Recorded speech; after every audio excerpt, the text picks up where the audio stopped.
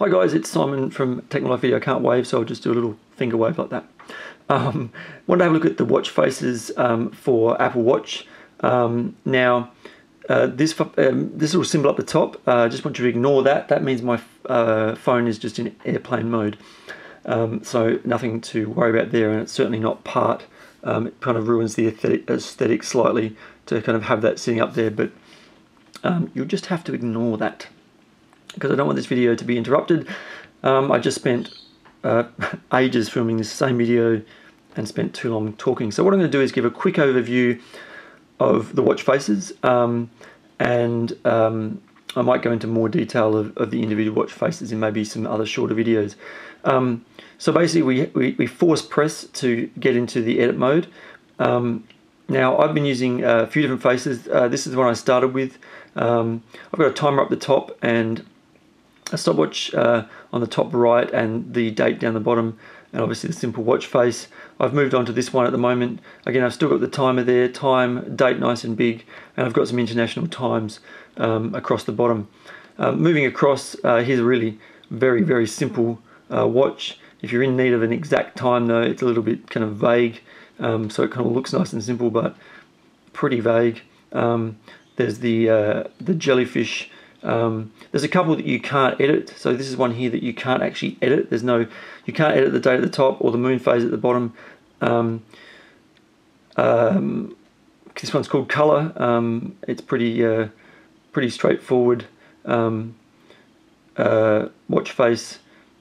We'll move across. Again, solar. We can't edit this one, but it shows you the phase, basically the sun as its progression kind of through the day. Another watch face, Mickey, who loves to do his little bopping along, extra large. So they're all the ones you can get, and here are some additional ones that I've been kind of messing around with, I guess. So we'll just take a quick look at this one here, because it's got a few things that we can adjust. Sorry, we just picked the customize button. I'll just come back across. You see the dots at the top, a little bit like an iPhone screen. We've got a scroll bar here next to the digital crown, and as you scroll through, it's going to change the color for you. If you scroll across to the second dot, you're going to be able to customize each space. So you can click up here, you can make it blank, you can come through date, moon phase, sunrise and sunset, weather. It pulls the weather from the Yahoo app and from the iPhone, so it's blank at the moment. The weather is always wrong in Australia on Yahoo for some reason. Activity tracker, alarms, timer, stopwatch, battery life. I've never worried about having that up, it's always fine. And then you've got world clocks, which you can add. The world clocks you can add in your iPhone. Any time you add in your iPhone will appear there. And again, if you move to your second area, you scroll back to the top, it's basically going to show things but in a slightly different format. So date, calendar, the moon phase, sunrise, sunset, weather, stocks, your activity in a slightly different format, alarms and so forth. Down the bottom you've got 3 more zones, which are the same size as the zone at the top, so they're all going to present the same kind of format. When you're happy with the setup you've got, you can just tap to come out, and it's going to bring you out with your new color and your new selections. And if you tap the timer, for example, I wasn't going to say this right now, but I'll say it now, it'll jump you across to timer. So that's the handy thing about having a timer. If you tap date, it'll take you across to your calendar. You go across to alarms, that'll take you across to alarms. As you can see, I haven't really set anything, so you've got that control there of actually being able to jump to whatever those things are. Some of the other watch faces, just very quickly, this one here, for example, when you go across, you can change the number of numbers that appear, so how detailed your watch face is. You have 3 dots, you've got a color slider for the second hand, and then you've got your spaces that you can fill up with information. Force press to get back out to this screen, and then a tap.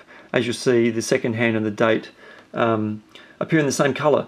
So look, you can, the weather is off at the moment, so there's no point going back to that. So I've got the weather up there in the corner, I've just tapped that accidentally.